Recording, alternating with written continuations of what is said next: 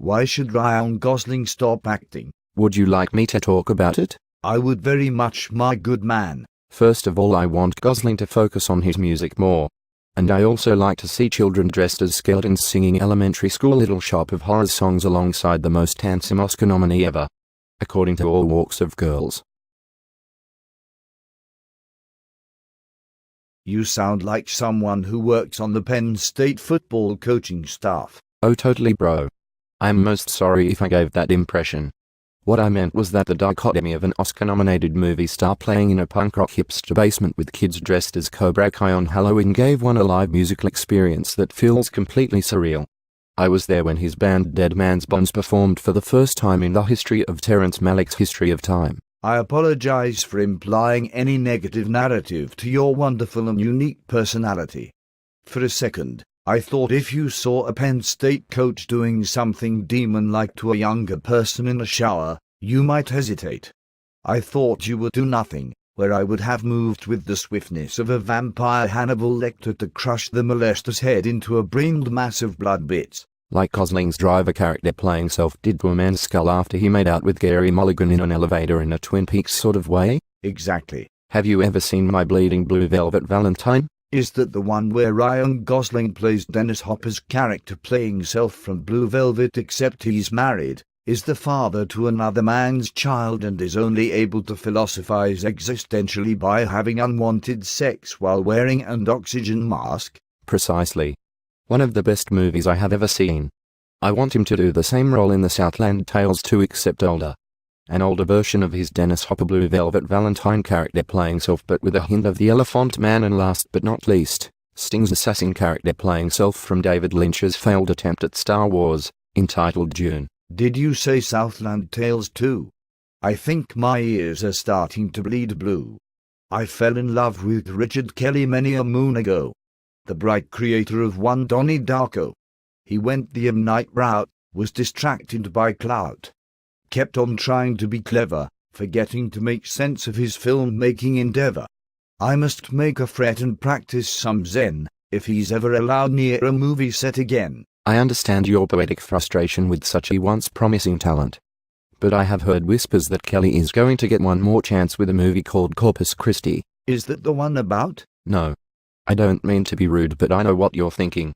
And it is not about the annual Texas A&M bonfire that takes place every year before the football game between the Longhorns and the Aggies that killed 12 students back in 1999, and how one man, let's call him Wes Anderson, went back in time via machine created by Teddy the Laughing Man-Child, to save them. That is quite a disappointment, because even though it seems like Wes Anderson is devolving as a filmmaker, prizes Fellini and Jules and Jimmy aesthetics and witty dry random comedic dialogue over substantial emotional character resonance, I would still rather watch the Moonrise Kingdom trailer on repeat for a week than sit through whatever new mess Mr. Kelly has cooked up. Let's just say that Sir Richard has one more chance if Gosling plays all three characters that The Rock, Justin Timberlake and Stifler previously played in the first one. I will already compare it to Peter Sellers' several performances in Doctor Strangelove, except I am sure for the first time ever Ryan would receive 3 out of the 5 Best Acting Oscar nominations for playing 3 different people in the same movie. I agree that Gosling is a tremendous actor, and without his Photoshop muscle physique and brooding man fame, would probably not be the one and only male desired by women on this earth. With that said, if Southland 2 procured the correct executive producer who could steer the entire project in a unique and weird yet non-horrible way, I could live with this being his last film. So we have both concluded that after RG1 has finished working with Terrence Malick and also on the kickboxing Hong Kong police flick with the other Danish director that Lars von Trier hates, he will call up Christopher Nolan and David Lynch to combine creative forces and executive produce what will probably be the weirdest, heady, most intriguingly awe-inspiring piece of celluloid ever shown to the general public. And it will totally make lots and lots of money because Gosling is in it, and anything Nolan does makes piles of Joker ghost currency. That all sounds completely on the up and up, but I have just one question. How will Ryan tear David Lynch away from doing his daily weather reports from some random Los Angeles Winchel's donut shop every morning to produce a movie Nolan will probably want to shoot with 100% IMAX majesty? David Lynch still does that? Oh totally bro, and I'm pretty sure if he's ever involved with a feature film again he will want the whole thing completely shot on an iPhone 4. Well, that seems like an easy dilemma to solve.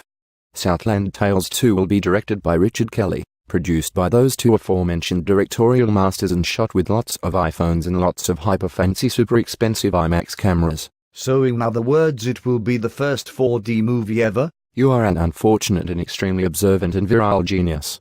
Once the fourth wall in film viewing experience has been broken, we can be rest assured that finally a second full-length album by Dead Man's Bones will be born into existence, giving complete equilibrium back to all of mankind. Maybe causing my boyfriend to come back to me as well? Yeah, that too.